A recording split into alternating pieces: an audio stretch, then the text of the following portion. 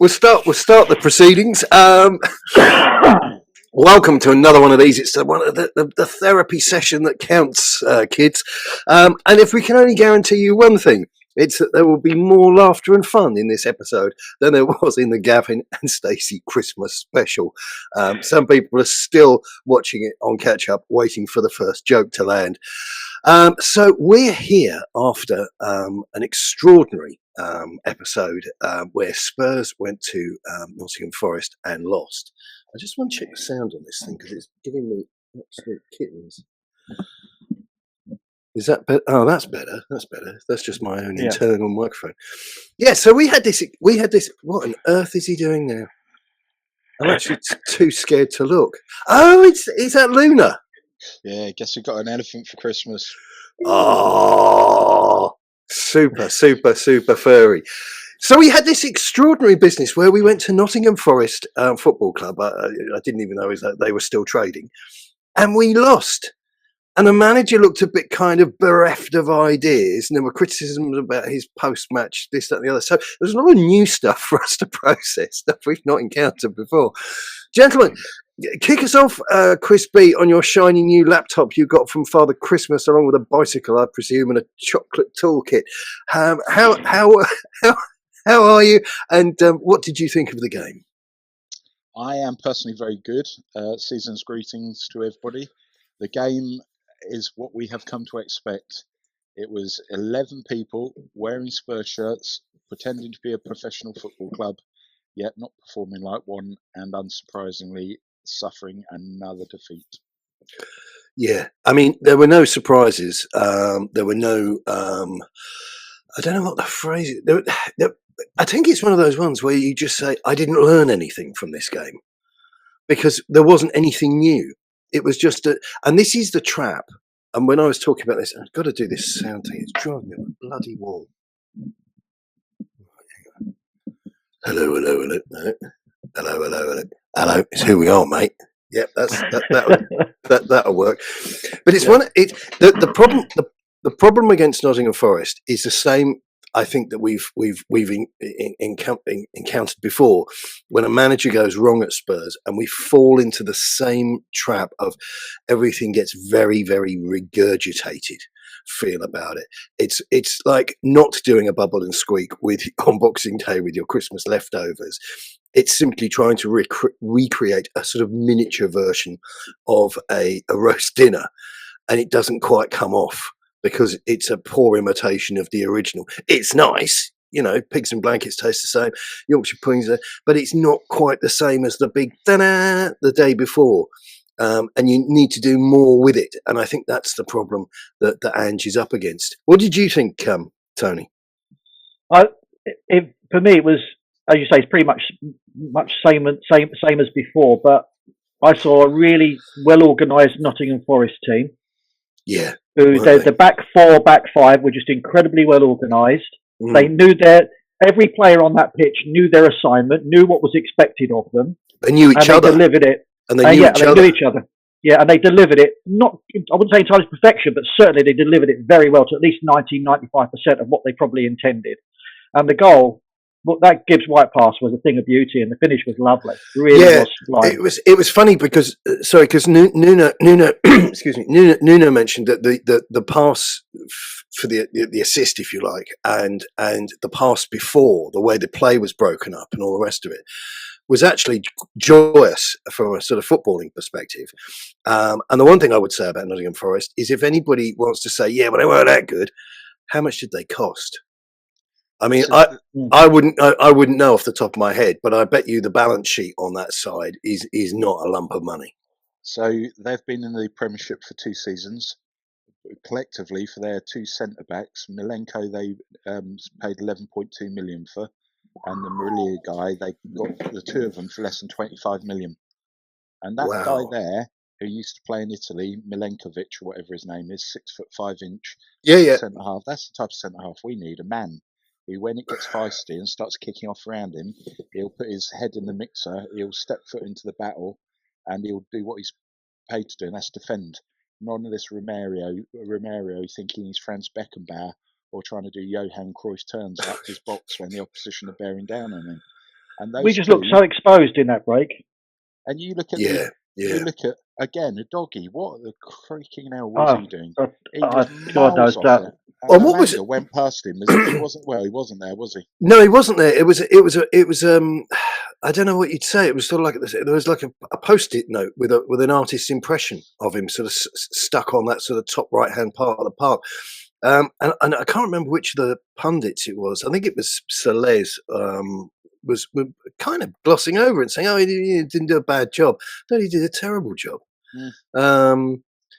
So listen, I've got a couple of excuse me, I've got a couple of sort of stat type things. But the one thing I really wanted to say is that, because I've had a look at it this morning, there's no point in putting out Spurs stats, because what you're not seeing is the stupidity, the failings, where we're left wanting by the tactics. And I think this is one of the massive problems with a lot of Tottenham fans looking at these games under Postecoglou, and then not quite getting to grips with the fact of what the real problem is. So yes, there's a valid point about pointing out all of Daniel Levy's faults over the last 25 years. Yes, there's the excuse me, the constant churn of manager, but not churn of players. And I even saw somebody making a comment this morning, which nearly ruined my appetite. About Ben Davis might be back for the ... game. Dear me. I mean, if that's what you've got on your bucket list, I wouldn't mind if I had a day without rain. Well, okay, mate, if this is where we're heading. But just in terms of straightforward sort of issues, we've only got 3 teams in the division that have lost more games than us. And this is what it comes down to.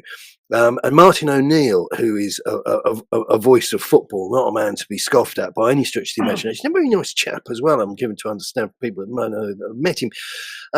He said, his daughter had advised, you got to win. You got to win. That's the bottom line. And never more so was that true. Only Wolves, Leicester City and Southampton have lost more games than us. And I mean, we've got Wolves up next, which we'll talk about along the way. But not winning is an absolute chore. And another one which is intrinsic to this, is tied into this. We've lost, and this was flagged up by the BBC yesterday, which is somebody you don't want flagging stuff up like Sky Sports. 11 games lost when 2 goals ahead. Mm-hmm. Now, you should have enough control over a game where you're leading by 2 goals, whether it's in the first 5 minutes or the last 5 minutes, that you don't then end up conceding more goals and losing. And this, I will remind you, because it was a pivotal moment for me as a football fan, let alone as a Tottenham fan. This is what happened when Antonio Conte lost his mind live on television, which a lot of Tottenham fans don't even want to talk about. We got this guff immediately afterwards, and again, I'm going to pull another one out of the archives for you with Gold My Beer. Got this guff about, oh no, don't worry about that photo of him on a Ryanair flight to Italy. He's just popping off for the weekend. No, he left town. He left with hand luggage. These people hate us. They absolutely have unreserved contempt for us because we pay good wages, but we are time wasters and we don't know what we're doing. He was winning by 2-0, as the Italians like to tell us, against St Mary's, and they came back and they won the game. This is not how, and it takes us again, another one from the archive. These are not serious people. You do not take a 2-goal lead against anybody in this division and then lose the game. You are not a serious person. The unfortunate thing is we don't even look capable of getting a 2-goal lead at the moment, as we were floundering hopelessly up front yesterday. And at any point during that game, did you think we would look like we were going to score? Oh, it was unwatchable. Absolutely unwatchable. And I noticed on a couple of usual places, shall we say, there were voices saying, "Oh, that was quite close, wasn't it?" And I thought you weren't there. You were in the kitchen. You were doing the ironing or something in the other room. Do you know you weren't sitting through that if you thought that was close. There's been the creation of a cult around Ange, and this cult can't see common sense and can't see reality, and they excuse him at every possible turn, and there's an excuse for everything. And people need to just step back and see it with their own eyes and call it as it is. And this bloke is woefully ill-equipped. He is out of his depth, and we are 9 points off the bottom 3 in the relegation battle and 10 points off the top 4 in the Premiership European battle. But I've said it before. I've said it before, and it all trickles down from the boardroom. You never define a business, the culture, the face of a business by the guys in the loading bay. It all comes from the boardroom.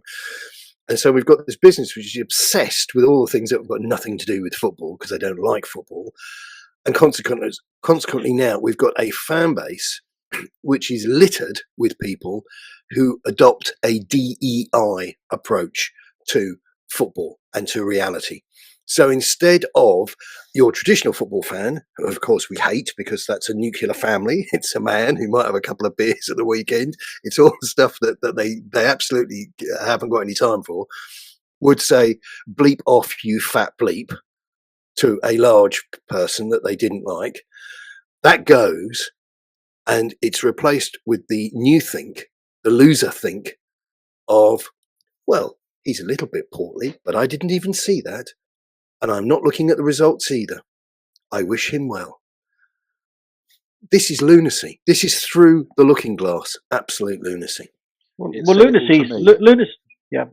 It said it all to me on the previous home game against Liverpool, where we got tonked. But at the end of that game, we just lost 6-3, and you've got fans within the stadium singing Andrew's name out loud. And you're thinking, where have we got to? What have we arrived at if we are celebrating another defeat and mediocrity, and we're celebrating a man who's taking us backwards? I don't get I don't get this train of thought from people where they say, "Oh, apart from the Liverpool game, we've only ever lost by one goal. A loss is a loss. Who cares how many? Exactly that. If you lose. You do not get any points. You get nil points. And I'm sorry, that's all that matters. I don't care. Like you say, we lost 1-0. We lost 1-0, but we were beaten by a better side. We were beaten by a much better side, even though we didn't have all the possession. But you see, this goes back. This goes back again to the business of people who don't understand football, who don't really like football. Okay, which sounds dreadfully patronising, but slightly older fans than some, but not as old as others, I have to add. We remember the heavy years, the hard years, those tough yards of going to games before the advent of the internet and live TV streams, blah, blah, blah, because virtually all the games, we lived on highlights and scraps. And if you won 1-0 or you won 10-0, it didn't matter. It was winning. And the walk home, the walk up Seven Sisters or whatever it is you were up to was a totally different vibe. If you drew or played well, you played fantastically, and you drew or lost, it killed you. Now, you might have gone to the pub afterwards and said to your Uncle George, that guy Hoddle, wow, what a absolute crime, he was on the losing side today. But that is a historical aside. It's an anecdote. And what you're dealing with is the cold reality of it is about winning. And the Italian and the Portuguese coaches that we've had, they spoke about killing. Now, the sooner this woke mind virus, which permeates absolutely everything seemingly at the moment, is removed, that we get rid of the rainbows, all of this stuff, it has to go. It has to go. And we have to go back to talking about killing. And winning and not suffering defeat and accepting mediocrity. Oh, it's okay. I don't mind if somebody else is having a go on my wife while I'm at work.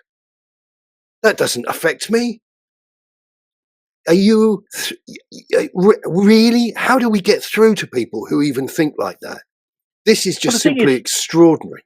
Really is. I mean, another comment I saw, which baffles me beyond belief, is people have incredibly short memories, because all the way they dismissed the Conte and Mourinho years was, well, they didn't do anything for us. Which part of Mourinho got us to a cup final and sacked a week before by an idiot because of his ego? Did you miss?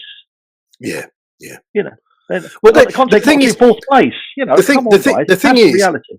It's very difficult, and I lean over backwards to not revisit those two coaches simply on the basis that the people that rile against whatever you say, you couldn't reach with a spiritualist, right? They are uncontactable in any form. And those two coaches revealed to us that what needed to be done with the resources at the time, which is why we saw lots of hateful players like Eric Dyer getting a run out. And we saw lots of other things that weren't great, and why we played some football which wasn't particularly easy on the eye. And it was the same with AVB, for those of you, wanting to drag him into this kicking and screaming. But the results, the win percentage was superior.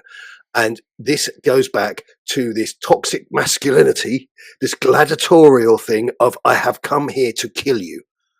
I have not come here to shake hands and exchange pennants with you. I have come here to drink blood from your empty skull.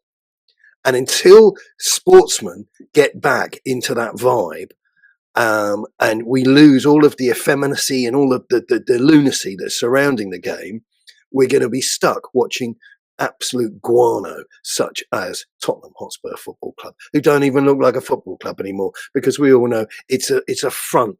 It's a front for the mob.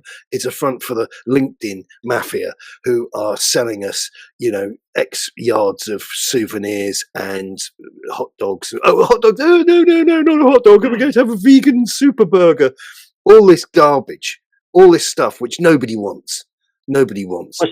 It's funny. You look at Forest yesterday. They looked everything that you just said. They look like men. They look like the opposite of everything. Exactly that. They didn't mind putting a tackle in. I mean, Ryan is always look like the kind of guy who, if he went home and thought there'd been another fella in the house, would have smashed the house up and then started asking questions. To make sure that everybody had was on the same page. There are things that you don't do. There are things that men don't tolerate. I mean, I hate to put this into this sort of brutal caveman language, but until we start making these points biblically clear, so people understand the difference between, for example, night and day, then we are going to have really hard, not even challenging, virtually impossible conversations with people who don't speak the same language as us. I mean, you look at characters like Brennan Johnson. Now, that should have been, and I did a post on the Substack using the old Brian Glanville line about the immutable law of the X, which, we now know is a piece of footballing folklore, that the guy who used to play for you, doesn't matter what he was like for you, when he comes to your backyard, there's a good chance he's going to give you a reminder. He's going to use Daniel's phrase, have some unfinished business. Nuno did that, but Twinkle Toes, the barber that gets beaten up by other barbers, what do we get from him? A shot, which he looked like he wanted to have a lie down and then go for some hydrotherapy afterwards. I'd like to know what Ange said in the pre-match interview, where he was all very pally and all lively and dovey and all smiley, which proves he can be a nice guy, and I'm sure he's a very nice guy in person. You have a drink with him, no problem at all. But he was going on about they trained as usual on Christmas Day, and then afterwards I'm thinking, what actually did you train for on Christmas Day? Was it how to carve a turkey? Because it was just like, I had to make sure your roast potatoes are fluffy on the inside and crispy on the outer. You look at that Nottingham Forest. Yeah.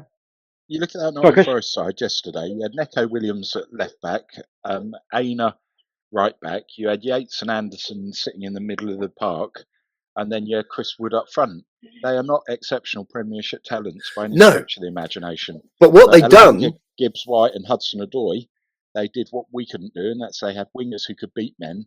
You had Gibbs White, who was good on the ball, but when they interviewed Elanga post-match, he said, we know Tottenham always play over high line. Our manager said if we sit deep and go for the long ball, we'll succeed. And surprise, they did exactly that. But what Nuno had done, and this is something else which bears, rolling up and thrashing these people over the head with, is what Nuno had done. He'd done that old Harry Redknapp thing, whereby, I don't know if anybody's caught it because it's a big clip, it went viral. He did that soccer aid thing, and he went in and he gave this sort of Churchillian speech, with the old, we've got some right talent here, lads. But he gave this speech which empowered everybody and basically said, well, we know what you do. You're very tasty on the right. We know what you do. So you're going to stick in the middle and make sure you do your utmost to make sure he doesn't get the ball because he can't do anything right. And it was all this sort of very much, wheeler dealer routine. But he took a group of people, Harry, and Nuno did the same yesterday, who were not 8 out of 10 players. They were not 9 out of 10 players. There were some good 6s and 7s in there, and there were probably the odd 5 if they were playing with another coach. But he put together these guys, and they all knew what they were doing. They were all pulling in the same direction, and it produced something that for them was extremely special.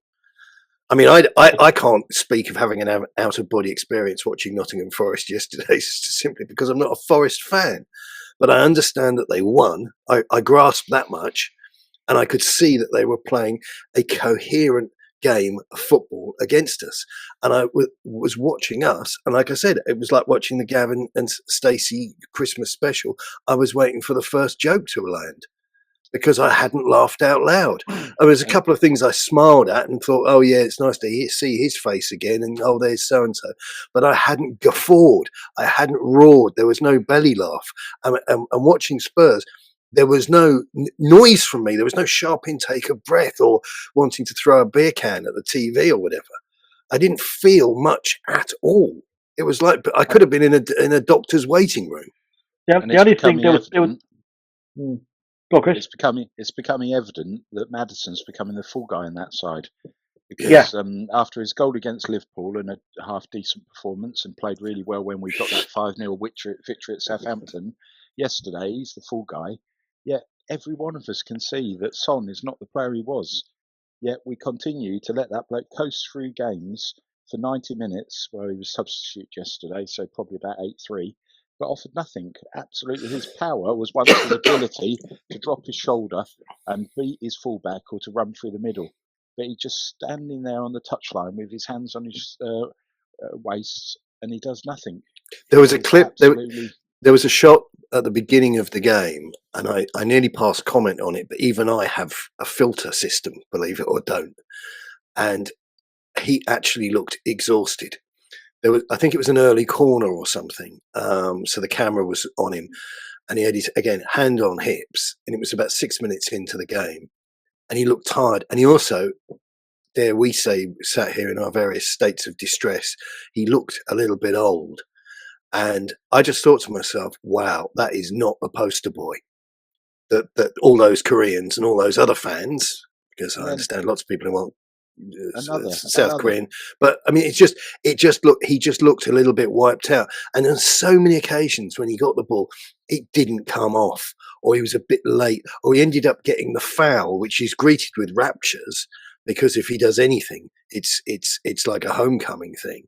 But I know it's horrible to say it, but he looks past it. I mean, Harry Kane changed his game enormously, immeasurably at Spurs, so he didn't look past it. Gareth Bale, when we got him back on his loan, or whatever the hell it was, he didn't look past it, but he was only good against much weaker opposition, because he knew where he was. And look, I don't want to go down the conspiracy route, but you've got a player, Gareth Bale's stature, with all his Champions League cups and medals and everything at home, and then he's not really available for so-and-so, but he is available to play blah blah in the cup. And that's the sign of an intelligent player, by the way, not a criticism. Another observation from yesterday is how soul-destroying must it be for Alfie Dorrington, the centre-back, that we lose Dragusin, who himself's a very average footballer, nothing to write home about, and we bring on Yves Bissouma. So we finish the game with 2 central midfielders, Archie Gray and Bissouma playing at centre-half. Yet we got a young lad who we heard all these hype about in the under-21s last season. Yet other than a few minutes against Southampton when we were 5-0 up and couldn't throw that game away, we've not seen him. So we're using round pegs to fill square holes. And you think, but we're building for the future, Chris. We're building for the future, mate. It's just nonsense, isn't it? Yeah, build. Is it build a bear or build a bonfire? It's difficult to know. You need those players for the now. And yesterday, I was looking at Twitter before the game, and people were rejoicing. Oh, Bentancur's back. Was he back? Because I didn't notice him on that pitch. He was as bloody useless as a lot of them. But then he was about within 5 minutes. Within 5 minutes, he was almost red carded. You know, he accumulated enough tackles in the first 10 minutes to get a red card. And then Bergvall comes on, and as a second time in recent games, I thought there's a little cameo where you've shown a little bit about you wanting to get the ball forward and wanting to try and beat men. We've got such a bang average midfield that all of our options available to us are pony. I'll throw this out there on Bergvall. Because I thought, like most people, there was something about him when we first got him. And then I would say, arguably, inarguably, his form went a bit off. But I also thought that coincided with him, not getting the minutes. And we also had, which I thought was quite revealing, and I'm going to carry this to my grave, but Vicario telling him off like he was some sort of imbecile, which is utterly unacceptable because they've both been there for 5 minutes. And personally, I don't see Vicario as being anything further up the food chain than the hot dog vendor. But I wonder how Bergvall is being spoken to off the pitch. Again, it's the Italian or Portuguese coaches might have said, what are the environments around those players like? What is the environment like around those guys? Are they being nurtured, or is he being thrown scraps? And then we're seeing what a player that isn't particularly motivated does when they're given a scrap. Well, I think you can recognise. I think you know the answer to that when you look at the hear no evil, see no evil, speak no evil on the bench. You know, they talk about the clueless monkeys on the bench. You know, and when I say monkeys, I'm not referring to any particular race or anything. I'm just talking about people who look like idiots. Yeah. Well, I hate to break it to you, but the business, let's not get bogged down in the race thing, because I grew up when you have a chimpanzee with a saucepan stuck on its head. That was to symbolise being an imbecile. So I totally get it. And I'll go even further. And this one's aimed at Wyan. They look like a bunch of crash test dummies. So if you want to take offence from a remark, I'll give it one to you for free. They look like crash test dummies. They look like someone that's got a sticker on its forehead so they can impact how much. They are no good. They're not contributing anything. And if you want to debate that with me, then show me their CVs. We've touched upon this before, and it all boils down to the CVs. You've got a bloke who lasted 5 minutes at a lowly Scottish Premiership teams, Nick Montgomery. You've got a bloke. Nick knows where the labs are at Hibernian. You've got the ex-Crystal Palace, Neil Jedinak, the midfielder. No coaching CV. You've got a former Spurs youth team keeper, Rob Birch's goalkeeping coach. Again, nothing to write home about. What we have done is assembled mediocrity, and we've assembled a cheap product. We've been bitten once. We've been bitten twice. We've spent 15 million a year on Conte. We'd probably spent close to that on Jose, and it failed. So that Danny Boy did what he always knows best, and he goes for cheap. And my dad's always told me, buy cheap, buy it twice. And now we're seeing the results of that. And the thing is, the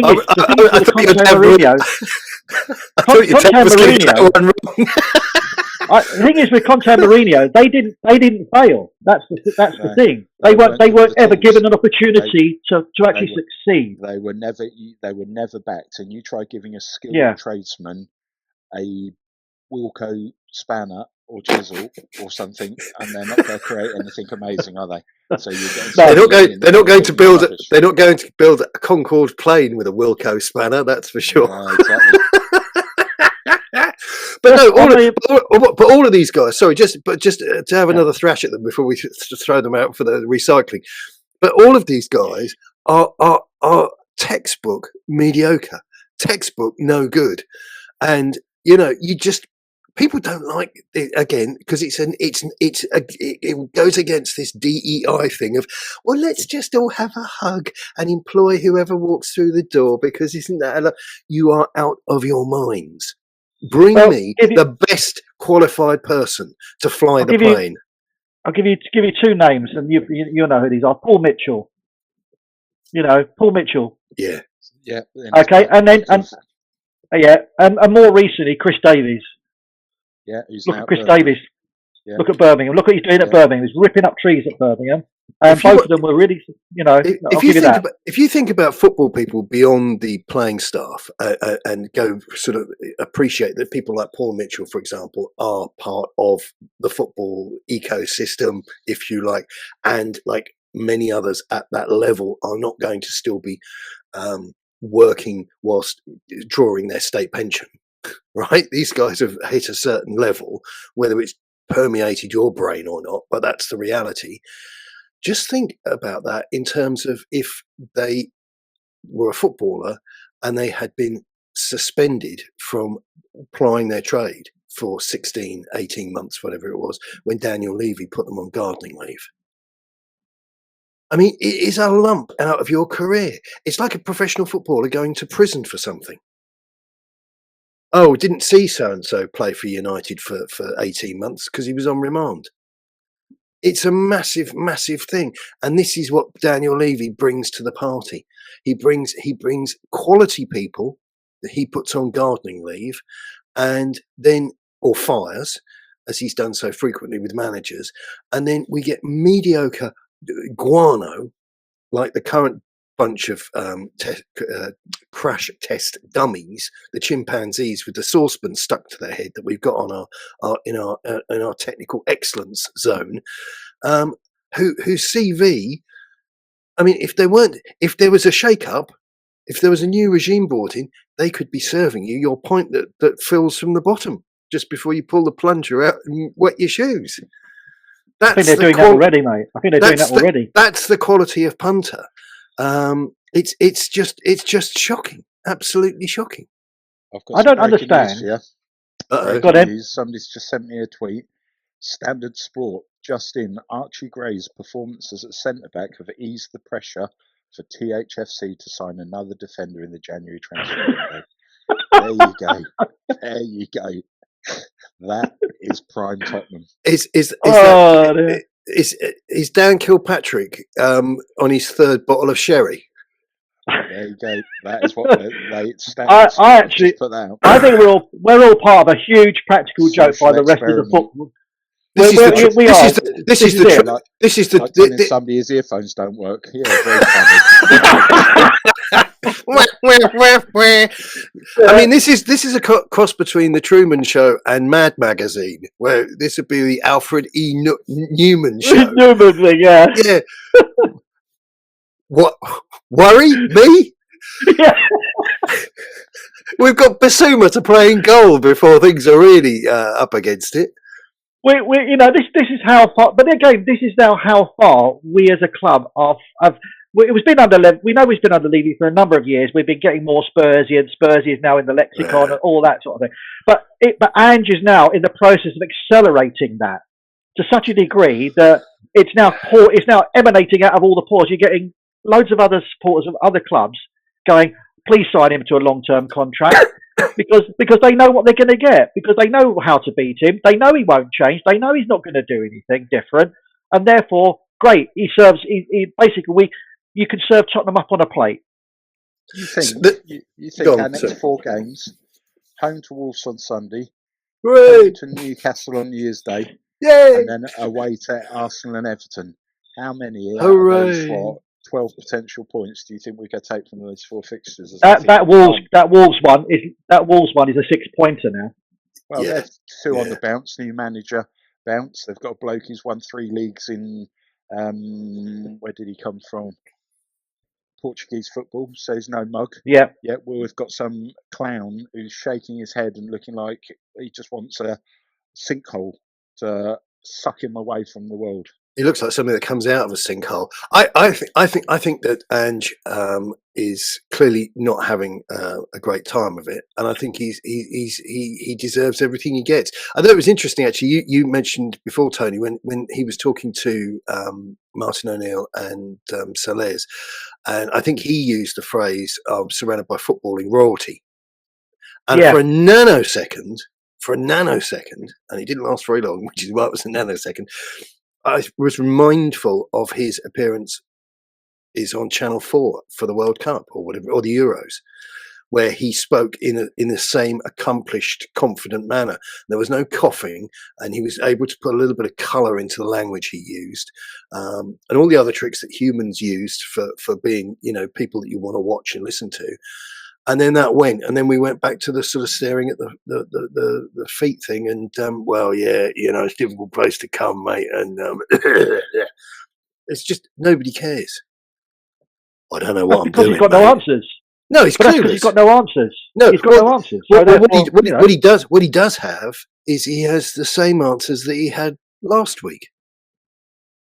Because it's like if the definition of insanity, repeating blah blah, I get the same answer. But if you've got somebody who can't drive a car, the drunk uncle, if every time they get out of the car you say to them, so what happened this time? Well, I'm not really sure. Because he'd had a bottle of scotch. So you're going to get the same variation of inane from the guy because he's trolleyed. But why is it that the people are so prepared to give this guy more and more time, yet they couldn't wait to get rid of Nuno? And I know Nuno was never going to be great, but he's not had Nuno didn't just Nuno was never going to be the right fit. I think we all accept that. But they couldn't wait to get rid of him. But this guy seems to get a free pass. Well, the trouble is, I don't get you're dealing with a couple of things here. One, again, I can't emphasize enough the amount of goodwill and DEI love in the room that there is in the population at the moment, and especially football fans who want to really endorse these lovey-dovey messages because, ironically, they weren't even born or around when football hooliganism and racism and all the other nasty things that are in society, by the way, football didn't bring them, football didn't invent them, just was another place that you used to find them. Some of us will remember going to public houses where alcohol was served and there were people behaving in racist and hooligan type ways. And there was no football on. They were listening to music on the jukebox or whatever it was. And it's just the things in society that need fixing, which are expensive to fix, and they don't do it because it costs too much money and too much attention is required. So just do quick fixes like give people buttons and badges and, all that sort of nonsense. So you've got that. And then you've got a little bit closer to the truth where you've got Tottenham fans who think they are worth more. And they look at Nuno, and they think to themselves, not really. He's not really a prestige mark, is he? It's like going out saying to the missus, I'm going to get us a really nice car. I'm sick of you driving us around in that old Ford or whatever it is. And you come home and you've bought a Hyundai that's 5 years old. She was rather hoping that you were going to go a little bit more sort of Volvo, BMW, something along those lines. And that's where we are with Nuno. He's a Hyundai, but as I say, he did a lot of clever stuff there against us and deserved to win. So well done, 11 out of 10 for that. Wasn't treated particularly well, but I don't think anybody hated him. I just think his face didn't fit. And again, that's not a race thing. In fact, it would have been in his favour because he's quite brown, so that would have worked. But at Spurs, they're never going to get it right because when you do have a guy who stands up to scrutiny at that level, and we can't get away from that, it's at that level. This is the top division in one of the messiest leagues in the world. You need a Portugueser. You need an Italian capo. You need somebody who talks about killing the opposition.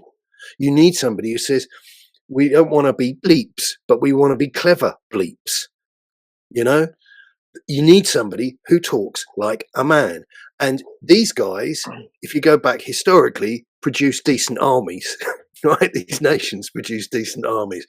And we are not letting this happen. And we're doomed. We're absolutely doomed. I mean, where do we go with Daniel Levy? Because I tell you where I think we're going.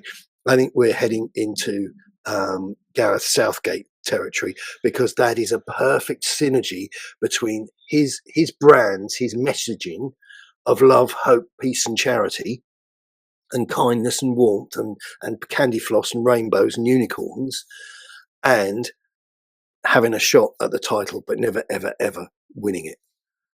We've got an unfounded arrogance around us where we actually think we're better than we are, and we're not going to be an attractive proposition to any high-profile manager because they've all sat back, seen how many people come and go through our doors. They've seen the experiences of Pochettino.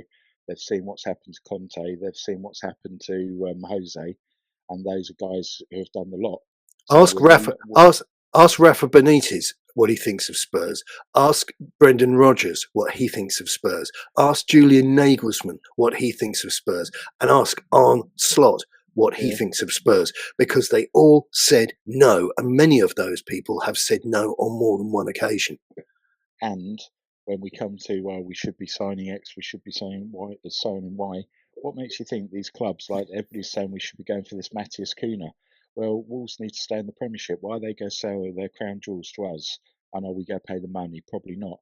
So you've got all these players, and anybody who's got anything about them will be sitting back watching the highlights on Sky Sports Match of the Day and thinking there is no plan there at all. Why would I want to dissolve my brand by being associated with that rubbish? And that's you got Arne Slot, rubbish. Yeah. And then you got Arne Slot saying, "Oh, what great brand of football they play." He must have been smiling in his head. He was smiling when he said that. Of course he was. Of course he was. But it's the same as Jamie Redknapp saying, "Look at this team; it's packed full of internationals," and you're thinking, "You absolute slag." How are you coming out with this and not convulsing, physically convulsing with laughter? Because it's one difference. It's a big difference between reading it off a card and actually thinking it and believing it. Just extraordinary. But he's run out of options. And as you say, players will look at us, and you might get a girlfriend or a wag or whatever they want to call, and say to her partner, "Would you go to Spurs?" He goes, come on, sweetheart. I'm into you. I'm into women. And we need to go back to that. And I know it's toxic to the little minions, the little dweebs, the little incels sat there going, "Oh, it's so horrible." But until people like you who talk like that in that high pitched drivel, about everything being cuddly and you've got to go. You've been brought up the wrong way. The last couple of generations have gone badly off course. We're lost. And the good news is we're way ahead of schedule, but we're lost. And until we start introducing men into this sport again, and specifically into this club, and stop recruiting losers and weirdos and wet fish, James Maddison with his 15-year-old boy's bedroom decked out his do you know something? I would love to own a football club, own Spurs. I would have just gone in and thrown all that in a skip and physically bawled him out in front of the top tier of executives of the club to make sure that the message trickled down. Like when you used to go to the outdoor loos at a football match, you used to trickle the wet stuff used to trickle down the little steps at the labs, so everybody got the message. This is not how we behave. So it's like the Brian Clough thing. You can take all your pots and pans and medals and throw them in the bin because you won them all by cheating. You send out a clear and serious message. We are serious people and we want to do this the right way. And all this effeminacy, and I'll say it because it is. If you're allowed to say that masculinity is toxic, I'm allowed to say effeminacy is equally toxic. But throw all of this absolute guano in the bin, and let's see. It's a mindset thing. Yeah, let's see some men who want to go out there and within the rules, okay. Because I know some of you don't speak English too well, want to kill. They want to murder the opposition. They want by hook or by crook to be top of the table. We have been fed in recent years this diet of the battle of the bridge. Makes me shudder with shame. The idea that a little bit of handbags gives you a feeling of like, yeah, we had it toe to toe with the Chelsea mob. No, you didn't. You sat at home with your mum watching the football. You may as well have been Listen with Mother. Absolute shower of shit. It's just embarrassing. Absolutely embarrassing. Bring back. Do you know? I would actually start. I would start mandating injecting footballers with testosterone. I treat them like farm animals. I want my bulls to be strong. You know. No. What did you have for breakfast? Well, I had a little bit of muesli, steak. That was balls to be strong, wasn't it? Balls. You need to say with balls. Well, even when you say that, and I know exactly what you mean. You got players like Højbjerg who got hoofed out, who basically got shown the door, and yet he was one of those players. Exactly what you're talking about. Højbjerg probably got moved on in part because he had to shave every day. He's a bit hairy. Absolute time wasters. I mean, talk about light on your feet. The only thing missing from this shenanigans of a football club is a ballet corps. And now before the game, da da da da da dee dee dee dee. Jamie Carragher, for all his homespun wisdom, and some of it's complete and absolute. Insert letters here. And his phlegm. Yeah, and his phlegm. But he was quite right what he said. Nobody wins anything the way we're playing. No, because at the risk of another one from the archive, because we're not set up to win, because winning is a threat to the business model. This club has been incredibly successful, number 8 in the Deloitte Money League, for those of you joining us late, because of the way it's been run. We haven't made stupid charges like tilting windmills, Starley, at cups. We get out of the cups as soon as we can.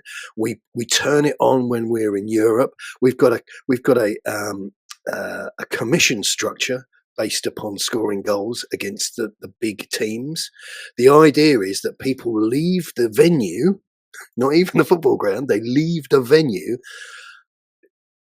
barely able to carry the merchandise, fat from eating everything they can because they want to do that whole dwell time like they have in the NFL, where people get up at breakfast and they go home when the street lights are coming on.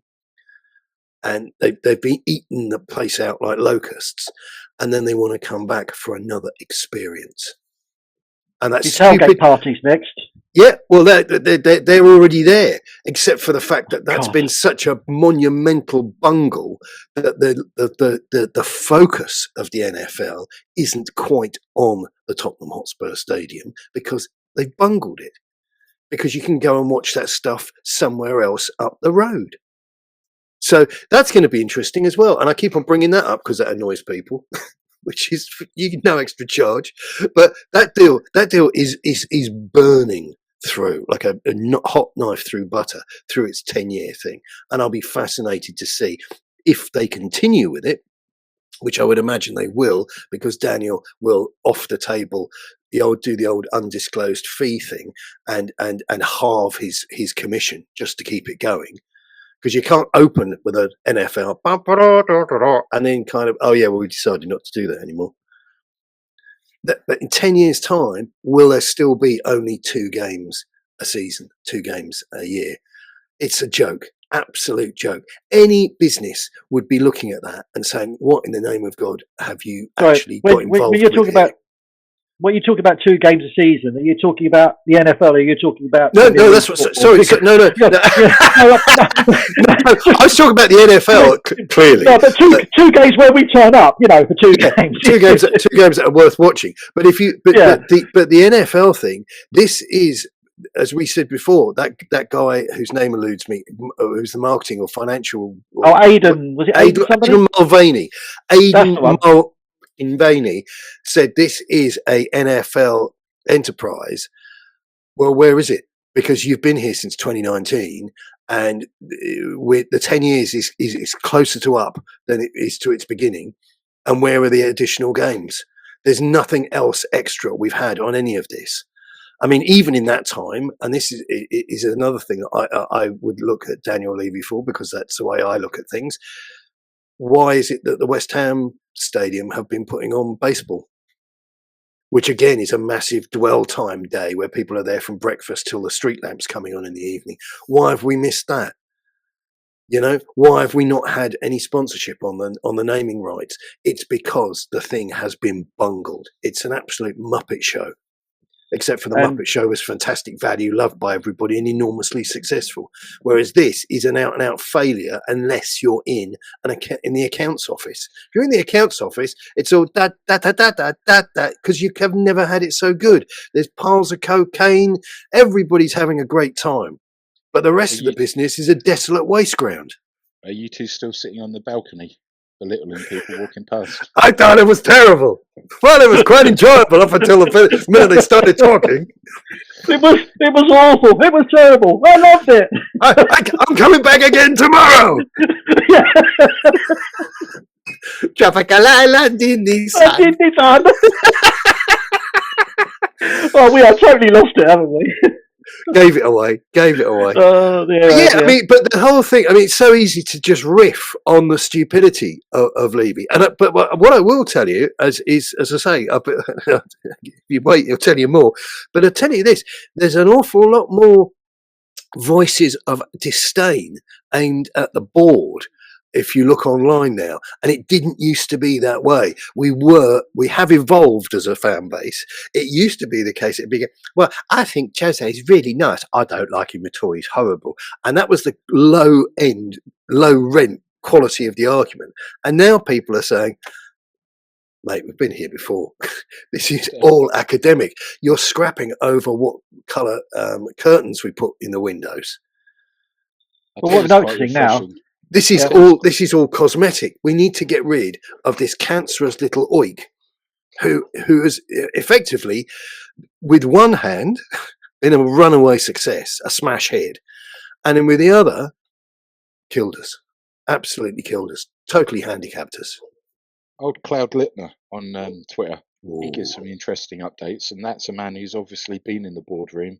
Yeah. Was he there under Irving Scholar? No, he was over there under Abstrad, wasn't he? Sugar. Yeah, he was Sugar's boy, but he's but you see, this is the problem. There are, I mean, we're loudmouths down the pub, you know, on that level. I'm sure we could raise our game if we were given the big bucks, just in case there's anybody out there watching. But we're effectively loudmouths, know-it-alls down the pub because we've done the hard yards. And they're just the comments on this stream. Yeah, exactly. Get them off. They're all drunk. One gentleman from Swansea said earlier. But the reality is, if you listen to someone like Littner, he is your blue chip punter. And it's unfortunate that you've got, his name escapes me now, but you've got that oaf on, was it the Crystal Palace guy on TalkSport? Simon Jordan. Who, again, is a blue chip punter, unless he's talking Daniel Levy. He's talking about Daniel Levy, in which case he takes his brain out of his head, puts it in the jam jar on his nightstand, and then just comes out with a load of wibble. But yeah, I don't think the future for Daniel Levy is particularly bright. I think he's in for a long, cold summer. You can already see it. No European football in that stadium next year. So that's the year of transfer budget reduced. So don't expect to see any big names come through the door between May and August. You get what you deserve, and the mismanagement of the football club from top to bottom. We say it week in, week out. We're in absolute shambles. And Can I just hit with some breaking news? Chris, I don't know if you're aware of this, but it's broken online to me that Scott Munn received a missive from one of the fan base's most articulate and well-known supporters. And I just wondered if you knew who this Chris B was that had and perhaps you would have even perhaps that thing in front of you to give us a quote. Is there anything you're particularly proud of? I mean, I would say hastily, I've not had an opportunity to read it in full. In fact, I'm still trying to catch up on some of your previous letters. Should you not be berating him for the fact he's done this via LinkedIn? He's one of the LinkedIn warriors. Yeah. I mean, but they call him Mr. Blue Chip. You know, that's for context. Some time ago, I thought it'd be funny to reach out to Scott Munn, who amazed me by accepting my connection request. So that now gives me access into his inbox. Or shall we say, at the time of speaking, it gave you access. Yeah. So this morning, having Somebody, thought, somebody should reach out and touch the board of Tottenham with those pages that the IDF got. Which that's a nasty thing to say. Why would you come out with something like that? Because I don't like them and I want them gone. And I think us sitting around mumbling online isn't going to get the baby washed or the hip blown out. Old Danny boy, we've said it time and time again, but he is really heading into the last chance saloon. Because I think he's already there, and I think they already know. I think with this guy, we get close to that relegation battle. We're never going to be relegated because we have got better resources than your Ipswich's, your Southamptons. Correct. We're not Wolves. We're not Southampton. We're not Leicester. You don't want to be that team that finishes one place above the relegation battle, because you're becoming Paddy Power, take the piss weekly. And you've got, as I keep on saying, you're diluting the brand. And when you're looking for overseas investment, you are A, not attracting managers, B, you're not attracting world-class footballing talents. We haven't seen one of those at Tottenham for God knows how long. But we're just becoming a laughing stock of the footballing world.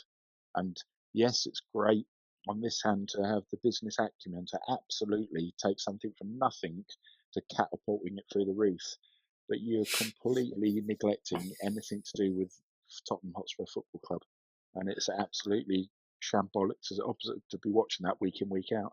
This Australian fella needs to get back to cricket. I miss my family, mate. You see him, and they've gone away. He has publicly stated, "I'm not going to change." Well, failing to improve, reflecting on where you've got things wrong in the past and adjusting that's what life's about. If you fail to do that, then you've not really got the qualities that to be deserving of being a Premiership coach. I've been accused of sort of like being a quote machine and God knows what by a couple of other people. So I'm going to say another one, just for those people out there. But if you don't learn from history, you are doomed to repeat it. Yeah, of course. Yeah, failing to plan is planning to fail, isn't it? And this bloke. Oh, go on, H. Come on, H. Come on you now, mate. You've got to do one now. All on you. Yeah. Come on, it's all on you. Come on, make it a good one. There's no business like show business. Cop out. And we are in the business of show, and we've got nothing to show. And hopefully our trousers don't fall down. So listen, what's really nasty? Sorry, mate. One last thing. I'll tell you what's really nasty. I'll tell you what's really nasty.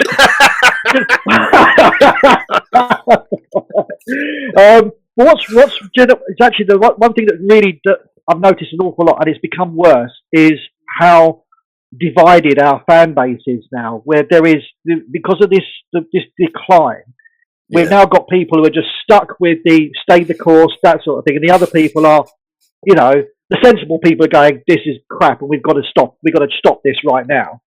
And it's just there's such a wide gap in between now, and it's actually that's not healthy either. And I don't take any joy in pointing that out or talking about it, but I just get so frustrated with people.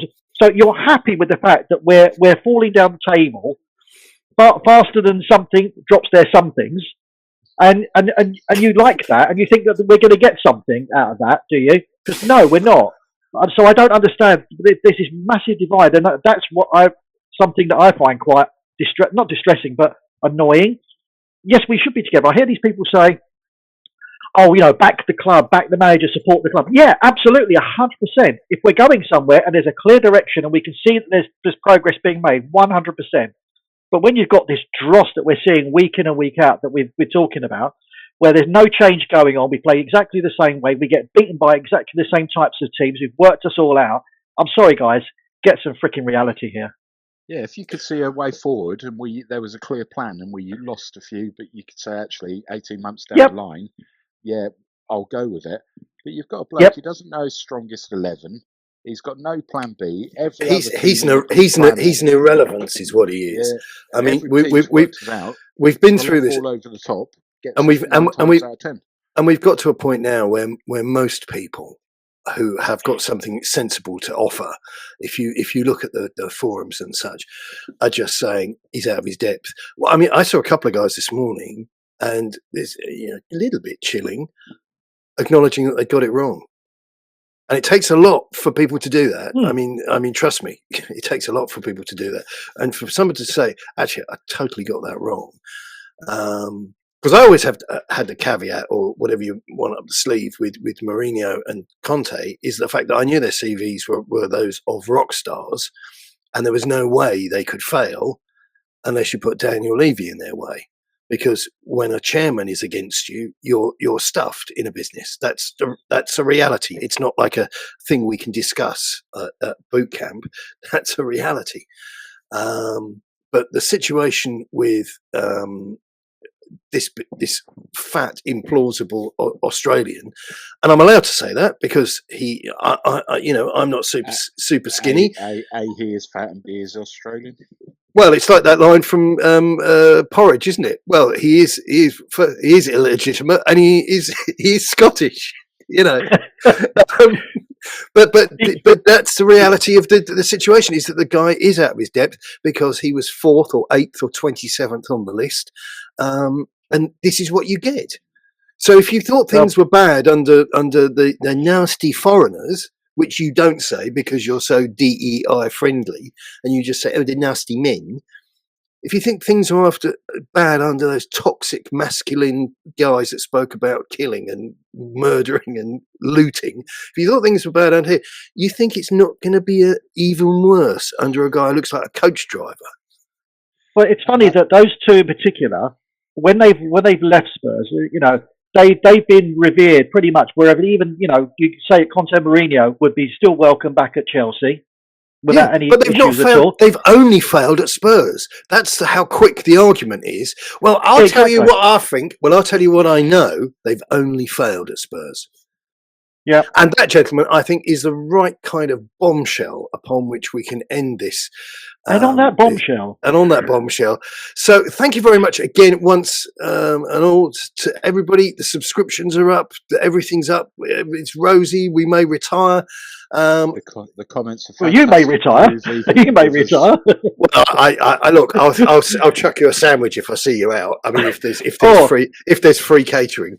Is it a prawn sandwich? No, it'll be an off sandwich is what it'll be. Probably supplied by Ofcom or Ofsted, something like that. Yeah. So that's it, me. So this is me saying finally, once and for all, thank you very much. Good luck and keep it Tottenham. And I think we'll actually close it there, unless you've got anybody you want to swear at. I mean, this is your opportunity.